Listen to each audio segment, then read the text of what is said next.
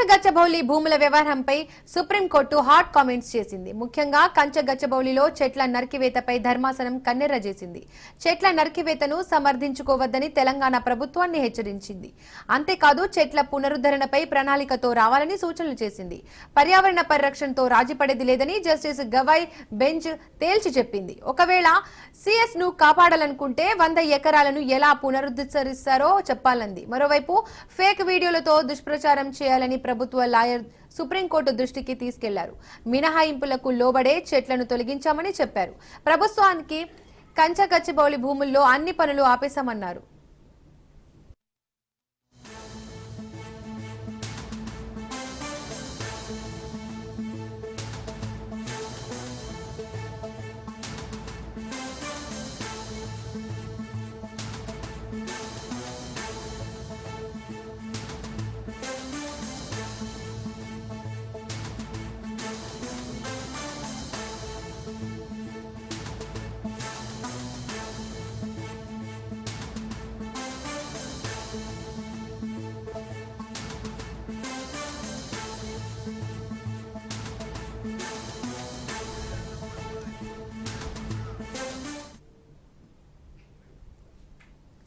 కంచగచ్చబౌలి భూముల వ్యవహారంపై supreme court hot comments చేసింది. ముఖ్యంగా కంచగచ్చబౌలిలో చెట్ల నరికివేతపై ధర్మాసనం కన్నెర్ర చేసింది. చెట్ల నరికివేతను సమర్థించుకోవద్దని తెలంగాణ ప్రభుత్వాన్ని హెచ్చరించింది. అంతేకాదు చెట్ల పునరుద్ధరణపై ప్రణాళికలతో రావాలని సూచనలు చేసింది. పర్యావరణ పరిరక్షణలో రాజీపడేది లేదని జస్టిస్ గవాయ్ బెంచ్ తేల్చి చెప్పింది. ఒకవేళ సిఎస్ ను కాపాడాలనుకుంటే 100 ఎకరాలను ఎలా పునరుద్ధరిస్తారో చెప్పాలన్నది. మరోవైపు ఫేక్ వీడియోలతో దుష్ప్రచారం చేయాలని ప్రభుత్వ లాయర్ సుప్రీంకోర్టు దృష్టికి తీసుకెళ్లారు. మినహాయింపులకు లోబడే చెట్లను తొలగించామని చెప్పారు. ప్రస్తుతానికి కంచగచ్చబౌలిలో భూముల్లో అన్ని పనులు ఆపేశామన్నారు. ఇక ఈ అంశానికి సంబంధించి మరిన్ని అప్డేట్స్ మా కరెస్పాండెంట్ రత్నకుమార్ అందిస్తారు. రత్నకుమార్ చెప్పండి. పరిధిలో ఉన్నటువంటి కంచగచ్చబౌలి సర్వే నెంబర్ 25లోని 400 ఎకరాల భూమికి సంబంధించి వాళ్ళ సుప్రీంకోర్టులో విచారణ జరిగింది. సుదీర్ఘ విచారణ అనంతరం విచారణను మే 15వ తేదీ వరకు వాయిదా వేస్తున్నట్లు ధర్మాసనం తీర్పు చెప్పింది. అప్పటి వరకు ఇప్పటికే అక్కడ ఎటువంటి కార్యకలాపాలు కొనసాగించడానికి వీల్లేదని చెప్పినటువంటి ధర్మాసనం ఆ స్టేటస్ కో ఏదైతే ఉందో అది కొనసాగుతుంది. తదుపరి విచారణ కంప్లీట్ అయ్యేంత వరకు కూడా ఇక స్టేటస్ కో కొనసాగుతుందంటూ ధర్మాసనం తెలియజేసింది. ఇక జరిగినటువంటి వాదనలకు సంబంధించి ముఖ్యంగా తెలంగాణ ప్రభుత్వ పనితీరు పైన వాళ్ళు చేసే యొక్క కంచగచ్చబౌలి భూముల్లో చేసినటువంటి కార్యకలాపాలకు సంబంధించి కూడా సుప్రీంకోర్టు సీరియస్ అయింది. వాస్తవానికి అక్కడ ఎప్పుడైతే దాదాపు 400 ఎకరాల్లో 100 ఎకరాల వరకు చెట్లను కొట్టేసి భూమిని దాదాపు 100 జేసీబీలు తీసుకొచ్చి భూమిని చదును చేసేటువంటి ప్రయత్నాలను చేశారో వీటన్నిటి మీద ఇటు సుప్రీంకోర్టు కన్నెర్ర చేసింది. అసలు చెట్లు కొట్టేసే ముందు అనుమతులు తీసుకున్నారా లేదా స్పష్టంగా చెప్పాలి అంటూ జస్టిస్ గవాయ్ యొక్క ధర్మాసనం ప్రభుత్వం పనితీరు మీద ఆగ్రహం వ్యక్తం చేసింది. వాస్తవానికి 1996లో సుప్రీంకోర్టు ఇచ్చినటువంటి మార్గదర్శకాల ప్రకారం అనుమతులు తీసుకున్నారా లేదనేది ఒక స్పష్టత కూడా లేదు. ఆ స్పష్టతను ఇవ్వాలంటూ కూడా తెలియజేసింది. అయితే అనుమతులతోనే ఆ భూముల్లో జామాయిల్ అలాగే ఇతర చెట్లు పొదలను తొలగించినట్టు ప్రభుత్వం తరఫున న్యాయవాది అభిషేక్ మను సింఘ్వి ధర్మాసనానికి తెలియజేశారు. మరోవైపు తెలంగాణలో వాల్టా చట్టం అమల్లో ఉందని దాని ప్రకారం స్వయం అనుమతులుగా ప్రభుత్వం వ్యవహరించిందని అమికస్ క్యూరీ వివరించడం జరిగింది. అయితే తీసుకున్నటువంటి అనుమతులకు సంబంధించి అసలు ఎటువంటి అనుమతులు ఉన్నాయి, అనుమతులు అనేవి ఉన్నాయా లేదనేటువంటి ఒక స్పష్టత అయితే ఇవ్వాల్సి ఉంది. ఎందుకంటే అక్కడ దాదాపు 100 ఎకరాల్లో కొట్టేసినటువంటి భూమి చెట్లను కొట్టేయడం అంశం అనేది ఇది సరైనటువంటి పద్ధతి కాదు. ఒకవేళ ఇందులో అవకతవకలు జరిగి ఎటువంటి పర్మిషన్స్ లేకుండా భూములను చదును చేసినటువంటి పరిస్థితి కనిపించి 100లాది చెట్లను కొట్టేసినటువంటి క్రూ అయితే మాత్రం ఖచ్చితంగా ఈ యొక్క వ్యవహారంలో కఠిన చర్యలు ఉంటాయి. ముఖ్యంగా ఇందులో చీఫ్ సెక్రటరీ నుంచి ఇతర కింది స్థాయి అధికారుల వరకు ప్రతి ఒక్కళ్ళు కూడా జైలుకి వెళ్ళేటువంటి పరిస్థితులు కూడా ఉంటాయంటూ ఆగ్రహం వ్యక్తం చేసింది ధర్మాసనం. అయితే ఈ పరిస్థితి నుంచి బయటపడాలి అంటే మాత్రం ఒకవేళ జైలు నుంచి తప్పించుకోవాలి అంటే కఠిన చర్యల నుంచి తప్పించుకోవాలంటే ఇప్పటికే కొట్టేసినటువంటి 100 ఎకరాల భూమిలో మరలా రీస్టోరేషన్ చెట్ల యొక్క పునరుద్ధరణ అనేది ఏ రకంగా చేస్తారు అనేది ఒక ప్రణాళికను రచించాలి. ఆ ప్రణాళికను తీసుకొచ్చి ధర్మాసనం దగ్గర చూపించాలనేటువంటి విషయాలన్నింటినీ కూడా ధర్మాసనం తెలియజేసింది. 1996లో డిసెంబర్ లో సుప్రీంకోర్టు ఇచ్చినటువంటి మార్గదర్శకాలకు విరుద్ధంగా ఏమాత్రం వ్యవహరించినా అసలు చూస్తూ ఊరుకోము అనేటువంటి విషయాన్ని తెలియజేసింది. పర్యావరణాన్ని కాపాడాల్సినటువంటి బాధ్యత ప్రతి ఒక్కళ్ళ మీద ఉంటుంది. అలాంటిది 3 రోజులు సెలవులు ఉన్నటువంటి సందర్భంలోనూ అంత జెట్ స్పీడ్ లో అంత తొందరపు పడి ఎందుకు అనేక బుల్డోజర్లను తీసుకురావడం జరిగింది, తీసుకొచ్చి 100 ఎకరాలను అప్పటికప్పుడు చదును చేయాలనేటువంటి ఆలోచన ఎందుకు చేశారు అనేటువంటి విషయాలన్నిటికి సంబంధించి కూడా ఆగ్రహం వ్యక్తం చేసింది ధర్మాసనం. సో ఇలా సుదీర్ఘ వాదనలు జరిగిన తర్వాత మరోవైపు ప్రభుత్వం తరపున న్యాయవాదులు సైతం సుప్రీంకోర్టు దగ్గర తమకున్నటువంటి పర్మిషన్స్ కు సంబంధించి ఏ రకమైనటువంటి అక్కడ పనుల కార్యకలాపాలను కొనసాగించారు, ఎటువంటి అనుమతులు తీసుకొని కార్యకలాపాలను కొనసాగించినటువంటి పూర్తి ఆధారాలను సుప్రీంకోర్టు ధర్మాసనం ముందు సబ్మిట్ చేయడం జరిగింది. ఇక వీటన్నిటి మీద విచారించిన అనంతరం తదుపరి విచారణను మే 15వ తేదీ వరకు వాయిదా వేసినట్లు ధర్మాసనం తెలియజేసింది. అయితే మే 15వ తేదీ వరకు ధర్మాసనం వాయిదా వేసినటువంటి సందర్భంలో తదుపరి విచారణ మరికొంత సమయం ఉంది కాబట్టి అప్పటి వరకు కూడా, ఎందుకంటే ఇప్పటికే అక్కడ జేసీబీలు కావచ్చు లేకపోతే లోపల బుల్డేజర్లు ఎటువంటి కార్యకలాపాలు కొనసాగడానికి వీలు లేనటువంటి విషయాలన్నింటినీ కూడా తెలియజేసినటువంటి నేపథ్యంలోనే ఇప్పుడు ఆ యొక్క స్టేటస్ కో ఏదైతే ఉంటుందో ఆ స్టేటస్ కో అనేది మే 15వ తేదీ తుది తీర్పు వచ్చేంత వరకు కూడా కొనసాగుతున్నటువంటి విషయాన్ని స్పష్టం చేసింది.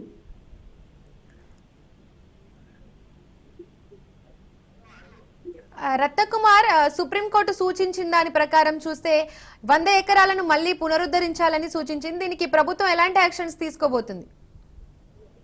ఇప్పుడు వాస్తవానికి అక్కడ ప్రస్తుతం కోర్టు పరిధిలో అంశం అనేది వ్యవహారం అనేది ఉంది కాబట్టి ప్రస్తుతం అక్కడ ఎటువంటి కార్యకలాపాలు అనేవి కొనసాగడానికి అవకాశం లేదు. లోపల జేసీబీలను పెట్టి పనిచేయడానికి వీలు లేదు. లోపల ప్రభుత్వానికి సంబంధించినటువంటి వ్యక్తులు కావచ్చు, ప్రైవేట్ వ్యక్తులు కావచ్చు, పార్టీకి వెళ్ళి అక్కడ ఎటువంటి కార్యకలాపాలను చేయదనేటువంటి విషయానికి సంబంధించి స్టేటస్ కో అనేది ఆల్రెడీ విధించినటువంటి నేపథ్యంలోనే ఆ స్టే అనేది కంటిన్యూ అవుతుందని మరోసారి ఇప్పుడు సుప్రీంకోర్టు తెలియజేసింది. కాబట్టి ప్రస్తుతం అక్కడ ఎటువంటి కార్యకలాపాలు అనేవి కొనసాగు. కాకపోతే ఆల్రెడీ 100 ఎకరాల వరకు చెట్లు కొట్టేశారు, రకరకాల జీవరాశులు అనేవి ఇబ్బందులు పడ్డాయి, కొన్ని జీవులు చనిపోయాయి. వీటన్నింటికి సంబంధించినటువంటి ఎవిడెన్స్ అనేవి కూడా గతంలో రీసెంట్ గా భూములను పరిశీలించడానికి వచ్చినటువంటి కేంద్ర కమిటీ కూడా సుప్రీంకోర్టుకు సమర్పించినటువంటి నేపథ్యంలోనే ఈ 100 ఎకరాలకు సంబంధించినటువంటి ఏదైతే చెట్ల యొక్క మొత్తం కొట్టివేత అనేది జరిగిందో వీటిని పునరుద్ధరించడానికి ప్రభుత్వం ఏ రకంగా ముందుకెళ్లబోతోంది, ఎలా రీస్టోరేషన్ జరగబోతోంది, ఏం చేయబోతున్నారు, ఒకవేళ చెట్ల కొట్టివేత అనేది అలాగే కంటిన్యూ అయ్యి ఇప్పుడు అనేక చెట్లు అనేవి కొట్టేశారు కాబట్టి దీనికి సంబంధించి మాత్రం ఖచ్చితంగా కఠిన చర్యలు ఉంటాయి. ఈ కఠిన చర్యల నుంచి తప్పించుకోవాలంటే మాత్రం ఖచ్చితంగా రీస్టోరేషన్ కు ఎటువంటి ప్రణాళికలు రచించబోతున్నారు, ఏ పనులు చేయబోతున్నారు, మీ దగ్గర ఉన్నటువంటి అవకాశం ఏంటి, ఎంత తొందరగా వాటికి అక్కడ రిస్టోరేషన్ ని మొదలు పెడతారు, వీటన్నింటికి సంబంధించినటువంటి ఒక ప్రణాళికను తీసుకురావాల్సిందిగా వాటి ఆదేశాలను జారీ చేసింది సుప్రీంకోర్టు. సో వీటన్నిటికి సంబంధించి ప్రభుత్వం ఇప్పుడు ఒక ప్రణాళికను తయారు చేయాల్సినటువంటి అవసరం ఉంటుంది. ఇక్కడ ఒక కమిటీని ఏర్పాటు చేసి రిస్టోరేషన్ ఏ రకంగా తీసుకెళ్తారు, ఏ రకంగా సుప్రీంకోర్టును ఒప్పిస్తారు, లేకపోతే ఒకవైపున అధికారులు సిఎస్ఎస్ స్థాయి అధికారుల నుంచి కింది స్థాయి అధికారుల వరకు ప్రతి ఒక్కరి మీద కూడా చర్యలు ఉంటాయి. అవసరమైతే జైలు పాలు కూడా ఎటువంటి అవకాశం ఉంటుందనేటువంటి పెద్ద ఎత్తున కుండబద్దలు కొట్టినట్లు ఆగ్రహం వ్యక్తం చేసినటువంటి పరిస్థితి నేపథ్యంలోనే ప్రభుత్వం ఏ రకంగా ప్రణాళికను రచించి అక్కడ కూల్చివేసినటువంటి 100 ఎకరాల చెట్లకు సంబంధించి రిజిస్ట్రేషన్ చేయబోతుందనేది చూడాల్సిన అవసరం ఉంటుంది.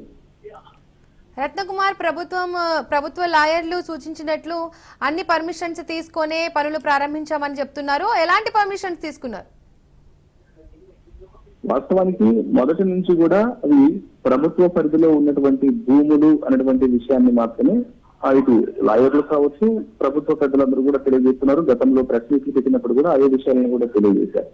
అయితే అనుమతులు తీసుకొని అక్కడ ఉన్నటువంటి పెద్ద అంటే 100 ఎకరాల్లో దాదాపు 400 ఎకరాల్లో కొన్ని ఎకరాల పాటు జామాయిలు చెట్లు ఉన్నాయి, అలాగే పొదలు ఉన్నాయి, ఇతర రకరకాల చెట్లు అనేవి ఉన్నాయి. కాబట్టి వీటన్నింటినీ కూడా పర్మిషన్స్ తోనే అనుమతులతోనే తాము తొలగించాము. అంటే రెవెన్యూ పరమైనటువంటి అనుమతులు ఏవైతే ఉంటాయో రెవెన్యూ పరమైనటువంటి అనుమతులతోనే తాము ఈ యొక్క కూల్చివేతలు చేపట్టడం జరిగింది అనేటువంటి విషయానికి సంబంధించి న్యాయవాది అభిషేక్ మను సింగ్ ప్రభుత్వానికి సుప్రీంకోర్టు యొక్క తమ యొక్క సాక్ష్యాధారాలతో సహా తనకు ఉన్నటువంటి పర్మిషన్లు ప్రభుత్వానికి ఉన్నటువంటి పర్మిషన్ల మొత్తాన్ని కూడా తెలియజేసినటువంటి పరిస్థితి ఉంది.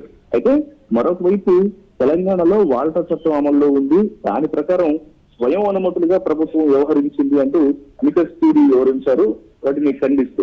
సో ఈ యొక్క వాదనల తర్వాతనే సుప్రీంకోర్టు సీరియస్ అయింది. హడావిడిగా ఒక స్పష్టమైనటువంటి పర్మిషన్స్ అనేవి లేకుండా దాదాపు 400 ఎకరాల్లో 100 ఎకరాలను 3 రోజుల పాటు సెలవులు ఉండగానే ఎందుకు ఇమ్మీడియట్ గా ఈ కార్యకలాపాలను కొనసాగించాల్సి వచ్చింది? ఇక అక్కడ ఉన్నటువంటి డిఫారెస్టేషన్ ఏదైతే చేశారో వేలాది జీవరాశులు అనేవి లోపల కనిపిస్తున్నాయి. అలాగే పెద్ద అంటే ఎన్నో స్పీసెస్ ఉన్నాయి, ఇబ్బందులకు గురవుతున్నాయి. వీటన్నింటిని కూడా పట్టించుకోకుండా ఎందుకు ఈ కార్యకలాపాలు చేపట్టినటువంటి విషయం మీద ఆగ్రహం వ్యక్తం చేసి వీటన్నింటికి సంబంధించి కూడా ఒక ఎక్స్ప్లెనేషన్ అనేది ఇవ్వాలి. కొట్టివేసినటువంటి చెట్లకు సంబంధించి కూడా రిజిస్ట్రేషన్ ఎలా చేయబోతున్నారు అనేది తెలియజేస్తూ ప్రభుత్వం నేపథ్యంలో మే 15వ తేదీ వరకు వాయిదా వేసినటువంటి నేపథ్యంలో ఇప్పుడు మరి ప్రభుత్వం ఇటువంటి ప్రణాళికతో ఇటు సుప్రీంకోర్టును ఒప్పిస్తోంది అనేటువంటి కూడా ఎదురు చూడాల్సినటువంటి అవసరం ఉంటుంది. Right, thank you Ratnakumar.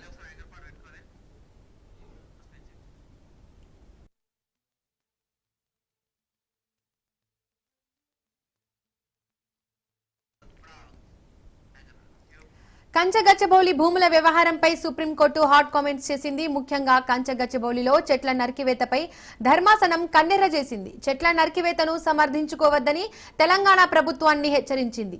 అంతేకాదు చెట్ల పునరుద్ధరణపై ప్రణాళికలతో రావాలని సూచనలు చేసింది. పర్యావరణ పరిరక్షణలో రాజీపడేది లేదని జస్టిస్ గవాయ్ బెంచ్ తేల్చి చెప్పింది.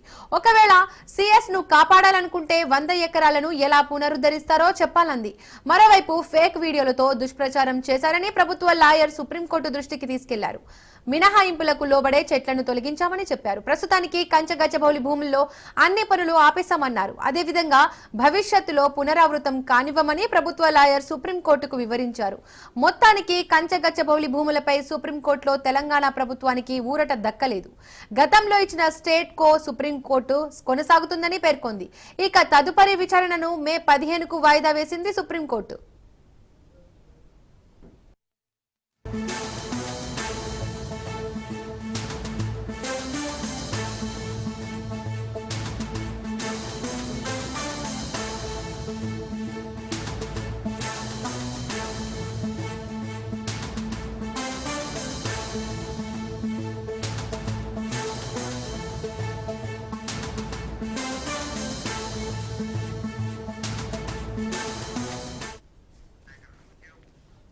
లిక్కర్ కేసులో రేపు విచారణకు రావాలని విజయసాయిరెడ్డికి సిట్ నోటీసులు జారీ చేసింది. కానీ విజయసాయిరెడ్డి మాత్రం ఈ రోజే విచారణకు హాజరవుతానని చెప్పినట్టుగా తెలుస్తోంది. ఇప్పటి వరకు కసిరెడ్డి విచారణకు హాజరు కాలేదు. 4 సార్లు సిట్ నోటీసులు జారీ చేసిన కసిరెడ్డి హాజరవ్వలేదు. విచారణకు సహకరించాలని కోర్టు ఆదేశించిన సిట్ నోటీసులకు విజయసాయిరెడ్డి, రాజశేఖర్ రెడ్డి స్పందించలేదు. అటు ఎంపీ మిథున్ రెడ్డికి కూడా నోటీసులు ఇవ్వగా ఆయన సుప్రీంకోర్టును ఆశ్రయించారు. అరెస్టు నుండి ఉపశమనం కల్పిస్తూనే విచారణకు హాజరు కావాలని సుప్రీంకోర్టు ఆదేశించింది. దీంతో మిథున్ రెడ్డికి మరోసారి నోటీసులు ఇచ్చే అవకాశం ఉందని తెలుస్తోంది. అటు విజయసాయి రెడ్డి పిటిషన్ పై సిట్ ఏ విధంగా స్పందిస్తుందో వేచి చూడాలి.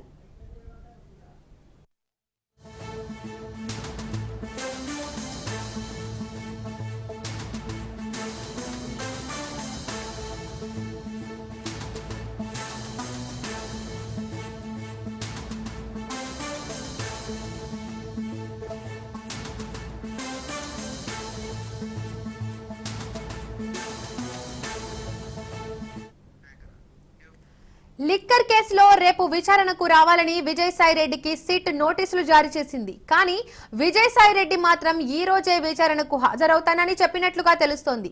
ఇప్పటి వరకు కసిరెడ్డి విచారణకు హాజరు కాలేదు. 4 సార్లు సిట్ నోటీసులు జారీ చేసినా కసిరెడ్డి హాజరవ్వలేదు. విచారణకు సహకరించాలని కోర్టు ఆదేశించిన సిట్ నోటీసులకు రాజశేఖర్ రెడ్డి స్పందించలేదు. అటు ఎంపీ మిథున్ రెడ్డికి కూడా నోటీసులు ఇవ్వగా ఆయన సుప్రీంకోర్టును ఆశ్రయించారు. అరెస్టు నుండి ఉపశమనం కల్పిస్తూనే విచారణకు హాజరు కావాలని సుప్రీంకోర్టు ఆదేశించింది. దీంతో మిథున్ రెడ్డికి మరోసారి నోటీసులు ఇచ్చే అవకాశం ఉందని తెలుస్తోంది. అటు విజయసాయి రెడ్డి పిటిషన్ పై సిట్ ఏ విధంగా స్పందిస్తుందో వేచి చూడాలి. ఇక ఈ అంశానికి సంబంధించి మరిన్ని అప్డేట్స్ మా కరెస్పాండెంట్ క్రాంతి లైవ్ లో అందిస్తారు. ఎస్డిపిగా లిక్కర్ స్కామ్కి సంబంధించి ప్రస్తుతం సిట్టు దర్యాప్తు కొనసాగుతుంది. సిట్టు దర్యాప్తుకు సంబంధించి ఇప్పటికే అటు రాజు కసిరెడ్డికి సంబంధించిన తన ఇల్లు కావచ్చు, ఆఫీసులు, అదేవిధంగా తన కుటుంబ సభ్యులకి సంబంధించిన హాస్పిటల్స్, అదేవిధంగా కన్స్ట్రక్షన్ కంపెనీకి సంబంధించిన ఆఫీసుల్లో, అదేవిధంగా బంధువులు, తన స్నేహితులకి సంబంధించిన అన్ని చోట్ల కూడా ఏకకాలంలో నిన్న మొన్న కూడా దాదాపు 15 బృందాలుగా విడిపోయి ఏకకాలంలో అన్ని చోట్ల సోదాలు నిర్వహిస్తున్న పరిస్థితి ఉంది. మొత్తంగా ఈ కేసుకు సంబంధించి ప్రత్యేకంగా సిట్టు రాజ్ కసిరెడ్డి కోసం గాలింపు చర్యలు అయితే చేపడుతుంది. ఇప్పటికే కొన్ని ప్రత్యేకమైన బృందాలు రాజకసిరెడ్డికి సంబంధించి గాలింపు చర్యలు చేపడుతున్న పరిస్థితి ఉంది. అయితే కొంత రాజకసిరెడ్డికి సంబంధించి ఈ బృందాలు వెళ్తున్న సమయంలోనే ఏపీలో ఉన్న కొంతమంది గతంలో వైసీపీకి అనుకూలంగా పనిచేసిన పోలీసులు సమాచారం ఇస్తున్నారు. అందువల్లే రాజకసిరెడ్డి తప్పించుకుని తిరుగుతున్నాడు అంటూ కూడా కొంత ప్రచారం జరుగుతున్న నేపథ్యంలో ప్రస్తుతం ఈ అంశానికి సంబంధించి ఈ కేసులో ప్రత్యేకంగా సిట్టు బృందానికి సంబంధించి ఈ కేసులో ముఖ్యంగా ఇప్పటికే విజయసాయిరెడ్డికి కూడా సిట్ నోటీసులు ఇవ్వడం జరిగింది. ఆ నోటీసులకి సంబంధించి తాను విచారణకి హాజరవుతాను, కానీ తను ముందు రోజు హాజరవుతానంటూ కూడా, అంటే 18వ తారీఖు విజయసాయిరెడ్డి హాజరవ్వాలంటూ కూడా నోటీసులలో పేర్కొన్న పరిస్థితి ఉంది. అయితే 17వ తారీఖు లేదా ఈ రోజు కానీ హాజరవుతానంటూ అటు సిట్ అధికారులకు విజయసాయిరెడ్డి సమాచారం ఇచ్చిన పరిస్థితి ఉంది. అయితే ఇప్పటి వరకు కూడా విజయసాయిరెడ్డి అయితే ఇంకా అటు సిట్ కార్యాలయానికి, ఏదైతే విజయవాడ సిపి కార్యాలయం పైన 2వ అంతస్తుకి వచ్చి విచారణగా హాజరవ్వాలని పేర్కొన్నారో అక్కడికి ఇంకా రాని పరిస్థితి కనబడుతుంది. మరోపక్క అటు ఎంపీ మిథున్ రెడ్డికి సంబంధించి కూడా ఈ కేసులో నోటీసులు ఇచ్చే అవకాశం కనిపిస్తుంది. గతంలో ఇచ్చిన నోటీసులకి సంబంధించి సుప్రీంకోర్టుకి వెళ్ళిన పరిస్థితి ఉంది. అయితే సుప్రీంకోర్టులో కొంత మిథున్ రెడ్డికి ఊరట లభించింది. అరెస్ట్ చేయకుండా అటు సుప్రీంకోర్టు ఆదేశాలు ఇచ్చినప్పటికీ కూడా విచారణకి ఖచ్చితంగా సహకరించాలంటూ కూడా దానిలో పేర్కొన్న పరిస్థితి ఉంది. అయితే మరొక మారు మిథున్ రెడ్డికి నోటీసులు ఇచ్చే అవకాశం ఉంది. ఈ అంశానికి సంబంధించి ఖచ్చితంగా మిథున్ రెడ్డికి విచారణకు రావాలంటూ కూడా సిట్ కోరే అవకాశం కనబడుతుంది. ఇక పూర్తి స్థాయిలో ఈ అంశానికి సంబంధించి రాజ్ కసిరెడ్డి ఇక్కడ ముఖ్యంగా కీలకంగా సిట్ అధికారులు అయితే భావిస్తున్నారు. కొంత 7 అంచుల వ్యవస్థను ఒకటి క్రియేట్ చేసి గత ప్రభుత్వ హయాంలో ఆ నగదంతా కూడా తరలించారు.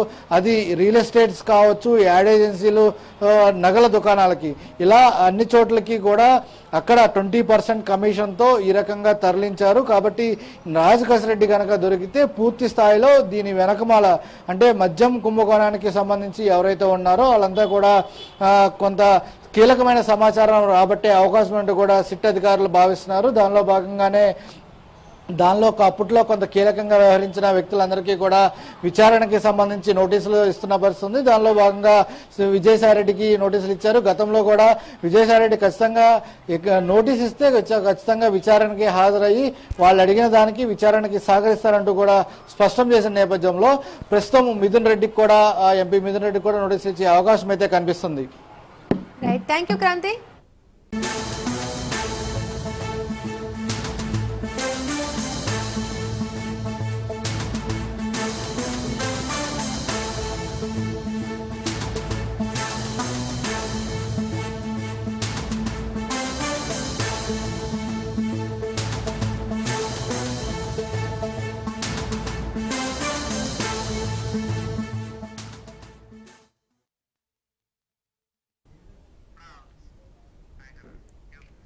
కర్నూలు జిల్లా ఆదోని మున్సిపల్ చైర్పర్సన్ బోయ శాంతిపై వైసీపీ పెట్టిన అవిశ్వాస తీర్మానం తీవ్ర చర్చకు దారితీసింది.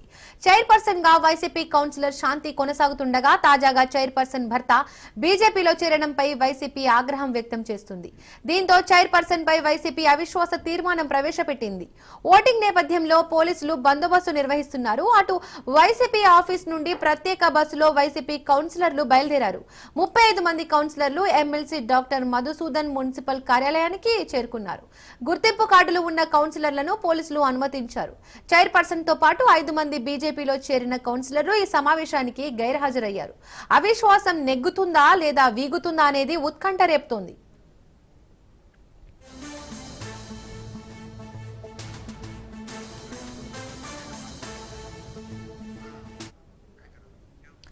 ఇక ఈ అంశానికి సంబంధించి మరిన్ని అప్డేట్స్ మా కరెస్పాండెంట్ మధు ఫోన్ లైన్ లో అందిస్తారు. మధు, చెప్పండి.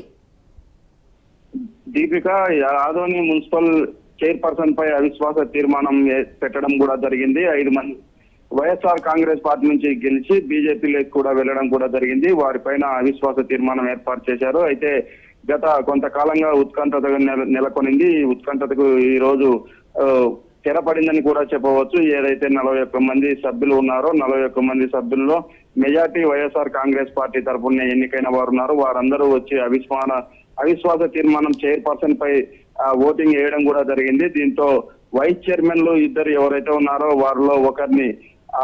వారిలో ఒకరిని నెక్స్ట్ చైర్పర్సన్ గా ఎన్నుకునే అవకాశం ఉందని కూడా చెప్తున్నారు అధికారులు. అప్పటి వరకు వీరు తాత్కాలిక చైర్మన్ గా వ్యవహరించే అవకాశం కూడా ఉంది. మొత్తం మీద ఆదోని మున్సిపల్ లో అవిశ్వాస తీర్మానము ఒక ఉత్కంఠత నెలకొనిందని చెప్పవచ్చు. ఏది ఏమైనప్పటికీ వైఎస్ఆర్ కాంగ్రెస్ పార్టీ సభ్యులే మూకుమ్మడిగా అంటే ఒక మాట పైన నిలబడి అందరూ ఒకే తీర్మానం చేసి వారిపైన అవిశ్వాసం చేయడం కూడా జరిగింది. ఈ నివేదిక అంతా ఈ మినిట్స్ బుక్స్ అంతా కమిషనరు ప్రభుత్వానికి పంపిస్తామని కూడా చెప్పడం కూడా జరిగింది. Deepika. Right, thank you Madhu.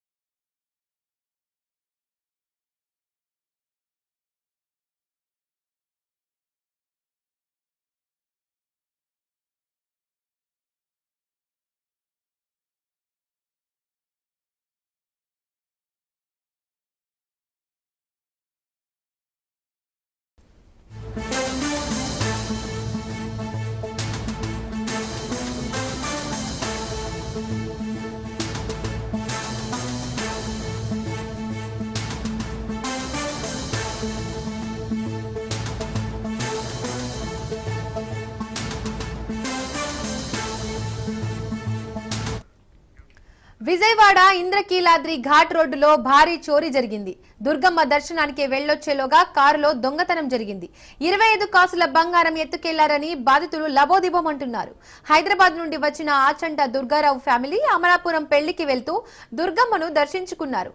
అయితే దర్శనానికి వెళ్లి వచ్చేలోగా నకిలీ తాళంతో డోర్లు ఓపెన్ చేసి దోపిడీ చేశారంటున్నారు బాధితులు. 1 టౌన్ పిఎస్ లో బాధితులు ఫిర్యాదు చేశారు. క్లూస్ టీమ్ తో పోలీసులు దర్యాప్తు చేపట్టారు. అటు ఇంద్రకీలాద్రిపై సీసీ కెమెరాలు పనిచేయడం లేదని దుర్గాగుడి అధికారుల తీరుపై బాధితులు ఆగ్రహం వ్యక్తం చేస్తున్నారు.